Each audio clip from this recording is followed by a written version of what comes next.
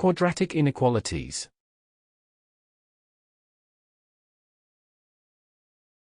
In this math tutorial you will learn 1. What are quadratic inequalities?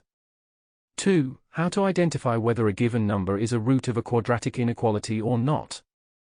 3. How to write a quadratic inequality in the standard form. 4. What happens to the sign of a quadratic inequality when the discriminant is positive? 0. Negative? 5. How to study the sign of a quadratic inequality. 6. How to find the solution sets of a quadratic inequality. Introduction.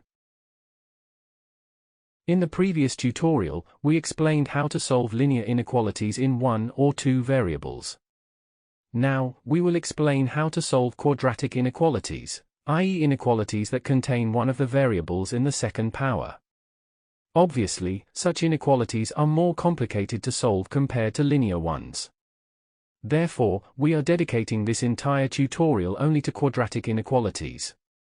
That is all for introduction to quadratic inequalities. To start this tutorial, please watch the first lesson 10.2.1. What are quadratic inequalities? Thank you for watching. Make sure to like and subscribe to keep up to date with new videos.